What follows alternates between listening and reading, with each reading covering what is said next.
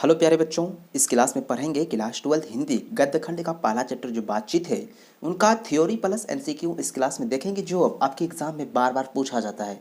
इसके बाद जो नेक्स्ट क्लास आएगी हमारी वो बातचीत पुस्तक का जो है जितना भी ऑब्जेक्टिव क्वेश्चन बनेगा उस सारा ऑब्जेक्टिव क्वेश्चन को आपको करा देंगे। उसके बाद अगली चैप्टर जो है उसने कहा था उसको भी जल्द कराने वाले हैं। चलिए तब देखते हैं इस पार्ट में क्या है कुछ खास इंपॉर्टेंट ऑब्जेक्टिव क्वेश्चन। चलिए शुरू करते हैं। पहला प्रश्न आपको पूछेगा बताइएगा बातचीत के लेखक कौन है। पूछेगा बातचीत के लेखक कौन है, कहिएगा बालकृष्ण भट्ट जो है वो बातचीत के लेखक है। आपको याद करा दे मेरे भाई, तो याद करिएगा कैसे। बातचीत, अगर हम लोग बातचीत करते हैं तो बातचीत के दौरान हम लोग क्या करते हैं, बीच बीच में भट्ट भट्ट करने लगते हैं। बातचीत के दौरान हम लोग बीच में भट्ट भट्ट करने लगते हैं, इसीलिए याद रखिएगा बातचीत किसने लिखा है, तो बालकृष्ण भट्ट ने लिखा है। क्यों हम बातचीत करते हैं तो भट्ट भट्ट करने लगते हैं, इसीलिए बातचीत किसने लिखा है, बालकृष्ण भट्ट ने लिखा है। अगला प्रश्न कहेगा बालकृष्ण भट्ट का जन्म कब हुआ था। पूछेगा बालकृष्ण भट्ट का जन्म कब हुआ था, तो कहिएगा 23 जून 1844 ईस्वी को बालकृष्ण भट्ट का जन्म हुआ था। और बात करें मृत्यु की तो इसकी मृत्यु कब हुई थी प्यारे बच्चों, 20 जुलाई, यहाँ पर 20 होना चाहिए, ठीक है,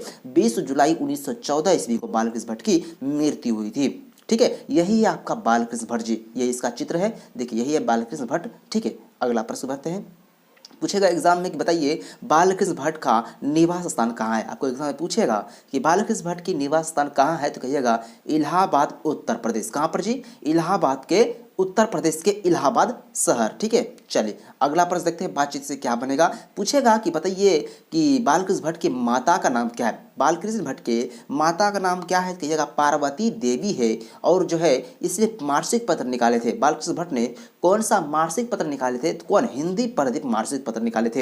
हिंदी प्रदीप मासिक पत्र किसने निकाला था, कहिएगा बालकृष्ण भट्ट जी ने निकाला। कब निकाला था, कहिएगा 1877 ईस्वी को निकाला था। कब, 1877 ईस्वी को निकाला था। और पूछेगा कि बताइए बालकृष्ण भट्ट ने प्रारंभ में यानी कि शुरुआती दौर में कौन सी शिक्षा को प्राप्त किए थे, तो कौन शिक्षा, संस्कृत की शिक्षा। ऑप्शन का क्या हो जाएंगे, संस्कृत की शिक्षा। अगला प्रश्न और पूछेगा कि बालकृष्ण भट्ट के पिता का नाम क्या है, तो कहिएगा बालकृष्ण भट्ट के पिता का नाम क्या थे, तो बेनी प्रसाद भट्ट थे। क्या थे, बेनी प्रसाद भट्ट थे। और माता का नाम पार्वती देवी थी। और जो एग्जाम में पूछेगा कि बताइए बालकृष्ण भट्ट के पिता वो क्या करते थे, यानी कि पेशा उसका क्या था, कहिएगा व्यापारी थे। बालकृष्ण भट्ट के पिता क्या थे, व्यापारी थे प्यारे बच्चों। ठीक है, अगला प्रश्न बनेगा बातचीत से क्या बनेगा कि पूछेगा कि बताइए हिंदी प्रदीप नाम मासिक पत्र किसने निकाला था, तो बालकृष्ण भट्ट ने निकाला था। वही कब निकाला था, अभी हमने बताया था आप लोगों को, 1877 ईस्वी को बालकृष्ण भट्ट ने हिंदी प्रदीप नाम मासिक पत्र निकाला था। काफी इंपॉर्टेंट क्वेश्चन है, ये सभी क्वेश्चन आता है एग्जाम में, इसीलिए इस क्लास में जो है ना इंपॉर्टेंट क्वेश्चन को ही सिलेक्ट किए जो आपके एग्जाम के लिए इंपॉर्टेंट है। उसके बाद इस चैप्टर का जितना भी ऑब्जेक्टिव क्वेश्चन बनेगा इंपॉर्टेंट नॉन इंपॉर्टेंट उस सारे ऑब्जेक्टिव क्वेश्चन को आपको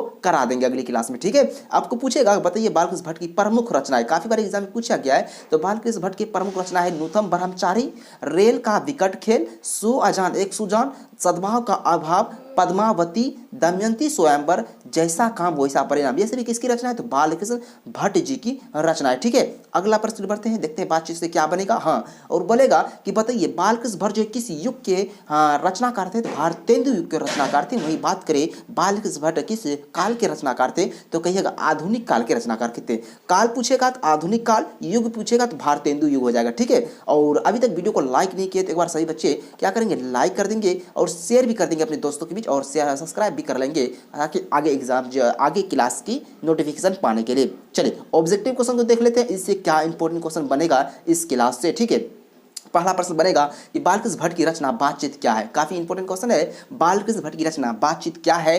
क्या है जी, ललित निबंध है। इसका आंसर क्या हो जाएंगे, तो डी हो जाएंगे, ललित निबंध है। ठीक है, अगला प्रश्न क्या बनेगा, जरा ध्यान से देखिएगा 2 नंबर, बालकृष्ण भट्ट किस युग के निबंधकार थे। बालकृष्ण भट्ट किस युग के निबंधकार थे, अभी हमने बताया था। युग बोलेगा तो कौन सा युग, भारतेंदु युग। कौन सा युग, भारतेंदु युग हो जाएंगे। ऑप्शन इसका बी बिल्कुल सही आंसर हो जाएंगे। अगला प्रश्न बनेगा, क्या बनेगा, मनुष्य की बातचीत का उत्तम तरीका क्या है। मनुष्य की बातचीत का उत्तम तरीका क्या है, तो क्या हो जाएंगे इसका आंसर, ऑप्शन नंबर डी हो जाएंगे, आभाग होकर अपने से बातचीत करना। ऑप्शन इसका डी बिल्कुल सही आंसर हो जाएगा।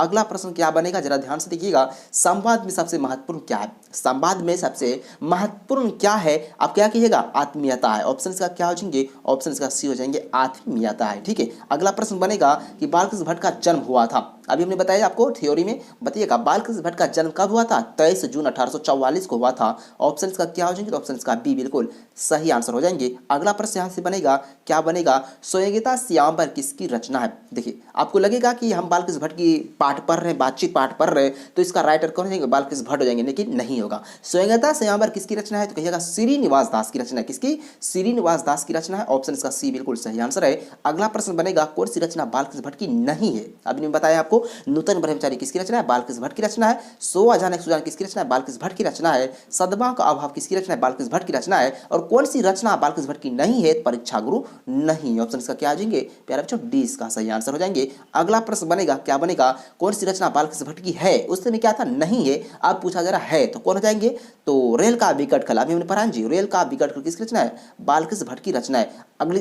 आगे जब नेक्स्ट पार्ट को पढ़ेंगे, उसने कहा था उसमें मिलेगा कछवाधर्म किसकी रचना? चंद्रशर्मा गुलेरी की रचना है। जब हम आगे पाठ करेंगे दूसरा चैप्टर, तब हम उसको बता देंगे, ठीक है। अगला प्रश्न बढ़ते हैं, देखते हैं क्या अगला प्रश्न क्या बन रहा है।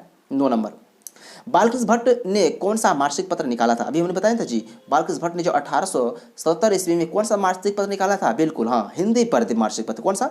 हिंदी प्रदीप मासिक पत्र निकाला था, ठीक है। तो इस क्लास में जो है नो इंपोर्टेंट ऑब्जेक्टिव क्वेश्चन बना और प्लस थ्योरी बना। क्या बना जी? थ्योरी बना, ठीक है। तो इस क्लास से इतना ही इंपॉर्टेंट क्वेश्चन बना, और इस चैप्टर का जो जितना भी ऑब्जेक्टिव क्वेश्चन है उसे नेक्स्ट क्लास में हम करा देंगे। तब तक चैनल पर नए चैनल को सब्सक्राइब कर लेना है सभी को, ताकि नोटिफिकेशन मिस ना हो सके। मिलते हैं नेक्स्ट क्लास में, ठीक है।